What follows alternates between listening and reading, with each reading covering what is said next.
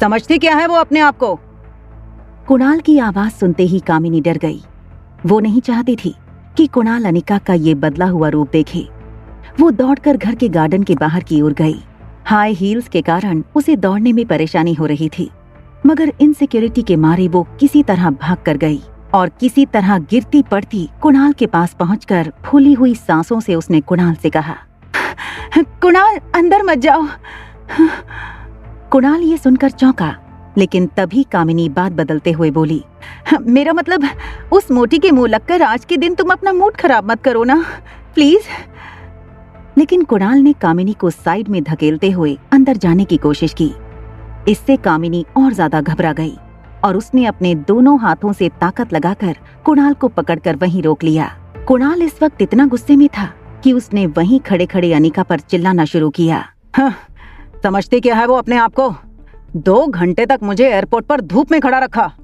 बात हाथ से निकल जाए इसके पहले कामिनी ने कुछ सोचा और कहा, वो दरअसल तुमसे मिलने में उसे शर्म आ रही थी। जब गई थी तब 120 किलो वजन था, अब 6 साल बाद और भी मोटी हो चुकी होगी ना, इसलिए। इतना कहकर कुणाल का ध्यान भटकाने के लिए कामिनी धीरे से अपनी उंगलियां कुणाल की जैकेट पर फेरने लगी और थोड़ा रोमांटिक अंदाज से बोली, देखो कुणाल, आज मेरा बर्थडे है और आज मैं तुम्हें एक ऐसी गिफ्ट देने वाली हूँ जो तुम हमेशा याद रखोगे। वैसे मम्मी पापा अंदर बैठकर अभी अनिका से डिवोर्स पेपर पर साइन करवा रहे हैं। कुणाल का ध्यान अब भी घर के दरवाजे की ओर था, मगर कामिनी ने उसे बातों में उलझा दिया और अपने हाथों से कुणाल का चेहरा अपनी तरफ करते हुए कामिनी आगे बोली, यू नो व्हाट, वो तो मान ही नहीं रही थी। वो तो थोड़े पैसों की लालच दी, तब जाकर वो डिवोर्स पेपर पर साइन करने को राजी हुई।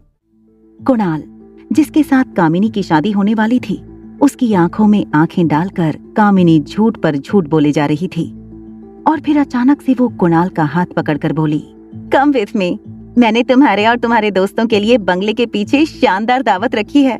तुम अपने दोस्तों के साथ यहाँ एंजॉय करो, मैं अभी तुम्हारी मनपसंद शराब और खाना भिजवाती हूँ। कहते हुए वो कुणाल का हाथ पकड़कर उसे घर के पीछे की तरफ ले गई। कामिनी ने कुणाल को अपने दोस्तों के साथ छोड़ दिया और खुद बंगले के आगे की तरफ भागती हुई चली गई। उसी वक्त कुणाल के फोन पर उसके ड्राइवर राजू का मैसेज आया, जिसमें लिखा था, होटल पैराडाइज इंटरनेशनल। मैसेज पढ़कर कुणाल के गुस्से से लाल चेहरे पर तुरंत ही एक स्माइल आ गई। उसे लगा कि अब तो बहुत ही जल्द वो एयरपोर्ट वाली लड़की से उसकी दूसरी मुलाकात होगी। इसी खुशी में बड़े ही अंदाज से उसने अपने पास पड़ी शैंपेन की बोतल उठाई और उसे शेक करके खोली और खुशी खुशी दोस्तों के साथ एंजॉय करने लगा। कामिनी भागी भागी घर के आगे की तरफ अपने दोस्तों के पास आई और उन सब से कामिनी ने कहा कि जाओ और जाकर कुणाल को एंटरटेन करो और उसको बातों में उलझा कर रखो, ताकि वो अनिका की तरफ ना जाए और वो अनिका का बदला हुआ रूप ना देख सके। उसके दोस्तों के जाते ही कामिनी तेज कदमों से अनिका के पास आई, जो एक कोने में खड़ी सब कुछ देख रही थी। कामिनी ने झट से अनिका का हाथ पकड़ा और इधर उधर देखते हुए वो अनिका को घर के अंदर ले गई और फूली हुई सांसों से अपने माथे का पसीना पोंछते हुए वो गुस्से से अनिका को देखने लगी। अनिका भी कामिनी के सामने देख रही थी, मानो दोनों आंखों आंखों से एक दूसरे को चेतावनी दे रही हों। कुछ देर तो दोनों बहनों के बीच कौन पहले आंख झपकेगा वाला युद्ध चलता रहा, लेकिन कुछ पल के बाद फाइनली कामिनी ने एक गहरी सांस छोड़ते हुए अनिका से पूछा, ओके फाइन, क्या चाहती हो तुम? अनिका के चेहरे पर एक हल्की सी मुस्कुराहट आ गई और उसने अपना सर हिलाते हुए बड़ी ही शांत और सरल तरीके से कहा, छोटी बहन हो तुम मेरी, बस इतना कहूंगी, कुणाल के पीछे इतना पागलपन ठीक नहीं, वो अच्छा लड़का नहीं है। ये सुनते ही कामिनी के अंदर का गुस्सा फूट पड़ा और उसने अनिका के सामने अपनी उंगली ताकते हुए कहा, just shut up, mind your own business, मुझे सब पता है कौन कैसा है। कामिनी जितनी मुंहफट थी उतनी ही शातिर भी। उसे पता था कि अपनी बहन के इमोशंस का फायदा कैसे उठाया जा सकता था, इसलिए उसने तुरंत मौके का फायदा उठाकर कहा, अगर तुम्हें मेरी इतनी ही फिक्र है तो कंपनी मेरे नाम क्यों नहीं कर देती? अनिका कामिनी जितनी शातिर नहीं थी, लेकिन अब वो पहले जैसी भोली और नासमझ भी नहीं रही थी। अब पहले की तरह वो किसी को अपना फायदा नहीं उठाने देने वाली थी। कामिनी के इस सवाल से अनिका इतना तो समझ चुकी थी कि कामिनी को समझाने का कोई फायदा नहीं था, इसलिए वो आगे कुछ भी कहे बिना मुड़कर जाने लगी। ये देखकर कामिनी तुरंत अनिका के सामने उसका रास्ता रोककर जा खड़ी हुई और फिर टेबल पर पड़े कंपनी के पेपर्स उठाकर बड़े ही स्टाइल में पन्ने पलटते हुए कामिनी बोली, वैसे किसके लिए बचाकर रखनी है ये कंपनी? अपने किसी यार के लिए या अपनी उस नाजायज औलाद के लिए? इसके पहले कि कामिनी बात खत्म करे, अनिका ने कामिनी को जोरदार तमाचा जड़ दिया। घर के बाहर जो लाउड म्यूजिक बज रहा था उससे कई ज्यादा तेज गूंज थी इस तमाचे की। कामिनी के चेहरे पर मेकअप की एक छोटी परत होने के बावजूद उसके चेहरे पर अनिका की उंगलियों के निशान साफ नजर आ रहे थे। कामिनी का मुंह खुला और आंखें चौड़ी हो गई थीं। खबरदार, अगर मेरी बच्ची को नाजायज कहा है तो जबान खींच लूंगी, and I mean it. Anika की लाल आंखों से आंसू कम और गुस्सा ज्यादा बह रहा था। अनिका को इतने गुस्से में पहले कभी नहीं देखा था कामिनी ने। बिना कुछ कहे वो चुपचाप अनिका का रास्ता छोड़कर साइड जाकर खड़ी हो गई। वो समझ गई कि अगर वो इसके आगे कुछ भी बोली तो अनिका वो सच में कर देगी जो उसने कहा था। अनिका गुस्से में अपना पर्स उठाकर बंगले से बाहर निकल गई। जैसे ही अनिका ने टैक्सी रोकी तभी वहां भागते हुए प्रीति आई। अनिका ने प्यार से प्रीति के गाल पर हाथ फेरा और फिर टैक्सी में बैठकर चली गई।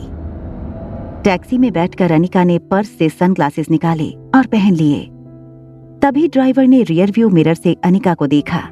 सूरज भले ही ढल चुका था, लेकिन अनिका के आंसुओं का दौर अब तक नहीं ढला था।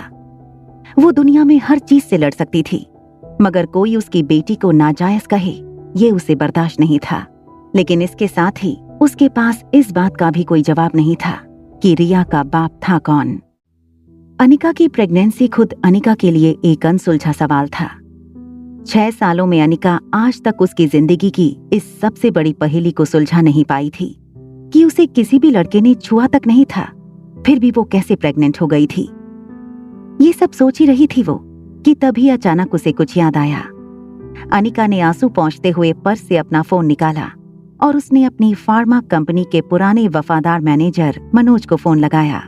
कुछ रिंग के बाद मैनेजर ने फोन उठाकर कहा, अनिका बेटी, कैसी हो? क्या बात है, आज इतने सालों बाद कंपनी की मालकिन ने इस मुलाजिम को याद किया?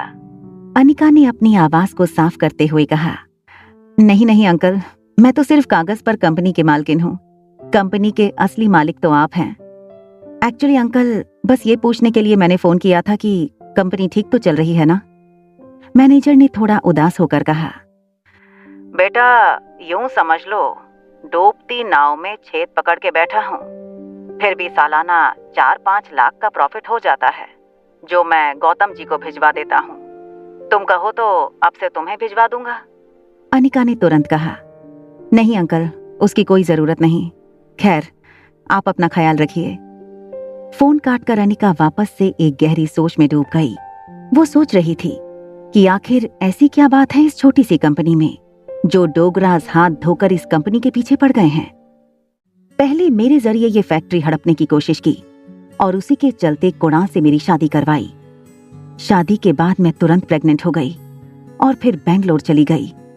इसलिए मुझसे कंपनी मांगने का मौका नहीं मिला इन्हें। इसलिए अब कामिनी के जरिए मुझसे ये कंपनी हड़पना चाहते हैं, वो भी ऐसी कंपनी जो ठीक से चल भी नहीं रही है। होटल की तरफ टैक्सी आगे बढ़ ही रही थी, तभी रास्ते में उसने आइसक्रीम का स्टॉल देखा तो उसे याद आ गया कि उसने रिया से प्रॉमिस किया था कि वो उसकी फेवरेट चॉकलेट आइसक्रीम ला कर देगी। इसलिए उसने टैक्सी रास्ते में रोककर अपना प्रॉमिस पूरा करने के लिए चॉकलेट आइसक्रीम खरीदी और वापस टैक्सी में बैठकर होटल की तरफ चल दी। कुछ देर बाद अनिका की टैक्सी होटल पैराडाइज इंटरनेशनल पहुंची। होटल के रिसेप्शन से होकर अनिका लिफ्ट के पास पहुंचने ही वाली थी कि 4-5 बॉडीगार्ड उसके आगे आ गए और हड़बड़ाहट में उन्होंने अनिका का रास्ता रोक लिया। इसी दौरान अनिका के हाथ से सामान जमीन पर गिर गया। अनिका थोड़ी सी घबरा गई। उसे लगा कहीं कंपनी पाने के चक्कर में किसी ने मेरे पीछे गुंडे तो नहीं भेजे। खुद के डर को छुपाते हुए उसने उन बॉडीगार्ड से पूछा, कौन है आप लोग और इस तरह मेरा रास्ता रोकने का क्या मतलब है? एक बॉडीगार्ड ने अनिका से कहा, सॉरी मैडम, हमें आपका सामान चेक करना होगा। अनिका को कुछ समझ नहीं आया कि उसका सामान चेक करके क्या मिलेगा। उसके पास सिर्फ एक पर्स और रास्ते से लिया हुआ चॉकलेट आइसक्रीम का पार्सल था। बॉडीगार्ड ने नीचे झुककर वो पार्सल जमीन से उठाया और उसे खोलकर चेक किया, और फिर अचानक एक बॉडीगार्ड ने अपनी एक उंगली आइसक्रीम पैक में डाली और फिर वही उंगली उसने अपने मुंह में डाल दी और फिर अपने ब्लूटूथ पर किसी से बात करने लगा। Yes sir, positive, it is chocolate ice cream. Bodyguard की बातों से ऐसा लग रहा था जैसे अनिका के पास उसे कोई बॉम्ब मिल गया हो। ये देखकर अनिका हैरान थी और समझने की कोशिश कर रही थी कि आखिर ये बॉडीगार्ड्स कर क्या रहे हैं। तभी एक टॉल, स्मार्ट और हैंडसम आदमी उसके सामने आकर खड़ा हो गया। नुकीली jaw line, stubble beard, simple jeans और पोलो नेक टी शर्ट में रोहित मारवा हॉलीवुड के किसी हीरो से कम नहीं लग रहा था। अनिका ने रोहित की फोटो देखी थी, वो उसे तुरंत पहचान गई, लेकिन इस वक्त रोहित अनिका के लिए किसी गुंडे से कम नहीं था। अनिका ने बड़ी ही सख्ती से पूछा, excuse me, what nonsense is this? You can't do this to me, I will call the police. अचानक रोहित की नजर अनिका के चेहरे पर पड़ी। अनिका की गहरी काली आंखें, लंबे काले घने कमर तक के बाल और सिंपल पहनावे में निखरती उसकी खूबसूरती को देखकर रोहित एक सेकंड भूल गया वो क्या कहने आया था। तभी दूसरे पल को वो अपनी सेंसेस में आया और चेहरे पर बिना किसी भाव के उसने कहा, हाँ परफेक्ट, पहले खुद चोरी करो फिर खुद ही पुलिस बुलाओ। अनिका समझने की कोशिश कर रही थी कि आखिर रोहित बोल क्या रहा है। तभी रोहित ने अनिका को वार्न करते हुए आगे कहा, मुझसे और मेरे बेटे से दूर रहना। अनिका ने इरिटेट होकर कहा, एक्सक्यूज मी, मैं कब तुम्हारे पास आई? एंड लिसन, इस आलीशान होटल के मालिक होने का ये मतलब नहीं है कि तुम अपने गेस्ट के साथ ऐसी बदतमीजी करो। I can sue you in the court mister Rohit Marwah. Rohit Anika की ये बात तुरंत पकड़ लेता है और कहता है, आई न्यू इट। तो तुम जानती हो कि मैं रोहित मारवा हूँ और ये होटल मेरी है, तब तो ये भी जानती होगी कि मेरे परिवार वाले मेरी शादी करवाना चाहते हैं, लेकिन मुझे मेरे बेटे के लिए सौतेली माँ नहीं चाहिए। इसीलिए तुमने प्लान बनाया होगा कि पहले मेरे बेटे को फंसा लो, तो फिर बाप अपने आप कंट्रोल में आ जाएंगे। क्यों? होटल की लॉबी में मौजूद लोग अनिका को शक की नजरों से देखे जा रहे थे। अनिका अपनी इंसल्ट का बदला ले तो सकती थी, लेकिन रिया की सेफ्टी के लिए वो कोई तमाशा खड़ा करना नहीं चाहती थी, इसलिए वो ज्यादा कुछ बोली नहीं। रोहित जाने से पहले चुटकी बजा के अनिका को फाइनल वार्निंग देता है, स्टे अवे फ्रॉम माई सन। इतना कहकर रोहित मुड़कर जाने लगा। होटल के सभी लोग इस हद तक सकपका गए थे कि इतनी बड़ी होटल की लॉबी में इतने सारे लोगों के बीच सिर्फ और सिर्फ रोहित के जूतों की टॉक टॉक गूंज रही थी। रोहित भले ही अनिका से दूर जा रहा था, मगर अनिका का चेहरा उसके दिल पर छाप छोड़ गया था। न जाने क्यों जाते जाते उसको एक बार और अनिका की तरफ देखने का मन किया और इसलिए मुड़कर अनिका को देखने जाता है। तभी सामने से सर्विस प्लेट ले जाते वेटर से वो जोर से टकराया और सारी प्लेट जमीन पर गिर गईं। रोहित ने वेटर को देखा और फिर अनिका को देखा और फिर सिर्फ सॉरी कहकर वहां से चला गया। बेहद गुस्से में अनिका ने लिफ्ट का बटन 5-6 बार दबा दिया और जैसे ही लिफ्ट का दरवाजा खुला वो पांव पटक कर अंदर गई और सीधा टॉप फ्लोर का बटन दबाया। दरवाजा बंद होने ही वाला होता है कि तभी एक पांव दरवाजे के बीच में आया, जिसने दरवाजे को बंद होने से रोक लिया। सामने एक 19 साल का लड़का प्रिंटेड टी शर्ट और रेड शॉर्ट्स में खड़ा था। उसके पैर की वजह से लिफ्ट का दरवाजा फिर से खुल गया। अनिका ने गुस्से में सोचा कि कौन बदतमीज है ये। रिया की तरह इस लड़के ने भी कान में हेडफोन और हाथ में मोबाइल पकड़ा हुआ था। ये लड़का और कोई नहीं बल्कि रोहित मारवा का कजन भाई सनी था। सनी ने अपनी उम्र से ज्यादा मैच्योर आवाज निकालने की कोशिश की और अनिका से कहा, देखो दीदी, मेरे भैया आसानी से फंसने वालों में से नहीं हैं। बहुत लड़कियां आपकी तरह कोशिश कर चुकी हैं। अनिका का गुस्सा अब अपने पीक पर था। उसे समझ नहीं आया कि ये सब उसके साथ क्यों हो रहा था। तभी सनी ने अनिका के जख्म पर नमक छिड़कते हुए कहा, काफी लड़कियां ट्राई कर चुकी हैं ये वाला तरीका। Think something out of the box. In fact कई बॉलीवुड एक्ट्रेस भी भाई के साथ जान पहचान बढ़ाने के लिए अपनी शूटिंग मनाली में रखवाती हैं। मगर मेरे भाई बहुत स्ट्रिक्ट हैं, ना वो किसी के पास जाते हैं, ना कोई उनके और आर्यन के पास आ सकता है मेरे सिवा। अनिका के बर्दाश्त करने की लिमिट खत्म हो इससे पहले सनी ने अपना पांव लिफ्ट के दरवाजे से हटा लिया और दरवाजा अपने आप बंद हो गया। अनिका अब भी सोच रही थी कि आखिर ये उसके साथ हो क्या रहा था। दूसरी तरफ गुलेरिया हाउस में पार्टी लगभग खत्म हो गई थी। सारे गेस्ट जा चुके थे। कुणाल और उसके दोस्त बंगले के पीछे अपनी ही मस्ती में और फुल ऑन नशे में थे। वो शायद ये तक भूल चुके थे कि वो कामिनी की बर्थडे पार्टी में आए थे। कुणाल अब नशे में था और बेहद खुश था, क्योंकि वो जानता था कि कल उसकी मुलाकात फिर से एयरपोर्ट वाली लड़की से होगी। तभी वहां गौतम, कामिनी और मनीषा हाथ में डिवोर्स पेपर लेकर पहुंचे। कामिनी ने कुणाल को खुश देखकर उसका एक हाथ पकड़कर कहा, आई एम सो हैप्पी कि कुणाल ने पार्टी एंजॉय की। लेकिन कामिनी इस हकीकत से अनजान थी कि कुणाल एयरपोर्ट वाली लड़की और उसकी खूबसूरती के बारे में अपने दोस्तों से बात कर रहा था, और इसलिए वो इतना खुश नजर आ रहा था। तभी गौतम ने भी खुश होकर कुणाल से कहा, कॉन्ग्रेचुलेशन, आज कामिनी की बर्थडे के मौके पर मेरी तरफ से तुम दोनों को ये तोहफा। गौतम ने कुणाल को डिवोर्स पेपर थमा दिए। कुणाल ने जल्दी से पेपर्स लिए और गौर से देखने लगा, फिर खुश होकर बोला, थैंक यू वेरी मच। इस डिवोर्स पेपर को देखकर मैं बता नहीं सकता कितना हल्का फील कर रहा हूँ। I am a free bird again. Gautam ने भी मजाकिया अंदाज में कहा, but not for long time. जल्द ही तुम्हारी और कामिनी की शादी कर देंगे। ये सुनते ही कुणाल का मूड खराब हो गया। वो गौतम से रूडली कहता है, इसमें सिर्फ डिवोर्स पेपर्स हैं। जब तक कंपनी के पेपर्स नहीं होंगे तब तक ना मेरे घर वाले शादी करवाएंगे ना मैं करूंगा। कुणाल आखिरी पैग नीट पी लेता है और वहां से निकल जाता है। Hotel paradise. तिलमिलाई अनिका अपने कमरे में आई। अपना पर्स सोफे पर फेंककर पांव सेंटर टेबल पर रखकर सोफे पर बैठ गई। उसे ये समझ नहीं आ रहा था नीचे लॉबी में उसके साथ क्या हुआ और क्यों हुआ। उसने होटल बदलने का मन बना लिया और रिया को लेने बेडरूम में गई। बेडरूम का दरवाजा खोलकर उसने देखा रिया बिल्कुल शांति से सो रही थी। रिया को इस तरह देखकर अनिका का गुस्सा 1 सेकंड में शांत हो गया। वो रिया के माथे को चूमती है। तभी उसके फोन में एक नोटिफिकेशन आया। अनिका ने मोबाइल चेक किया तो देखा कि उसके डॉक्टर अमृता नाम वाले मेल बॉक्स में रोहित मारवा का मैसेज आया था। Want to meet you urgently. एक पेशेंट है जिसके दिमाग का ऑपरेशन करना है, जो सिर्फ आप कर सकती हैं। मैसेज पढ़कर अनिका को अपनी इंसल्ट का बदला लेने का मौका मिल गया था। उसने तेज उंगलियों से मैसेज टाइप करके बिना सोचे 1 सेकंड में बटन दबा दिया। वहां रोहित डॉक्टर अमृता का मैसेज पढ़कर शॉक हो गया। मेल में लिखा था, दिमाग का इलाज पहले आपको करवाना चाहिए। रोहित को समझ नहीं आया कि डॉक्टर अमृता जैसी बड़ी न्यूरोसर्जन उसे ऐसा क्यों कह रही थी। रोहित ने मेल पर कुछ टाइप किया, लेकिन फिर मैसेज डिलीट कर दिया और अपनी कंपनी के आईटी हेड सैम को फोन लगाया। रोहित काफी डोमिनेटिंग आवाज में कहता है, हेलो सैम। रोहित की आवाज सुनकर सैम को जैसे पसीने छूटने लगे। रोहित का प्रभाव कुछ ऐसा था लोगों पर कि अगर रोहित ने याद किया है तो जरूर कोई गड़बड़ हुई होगी हमसे।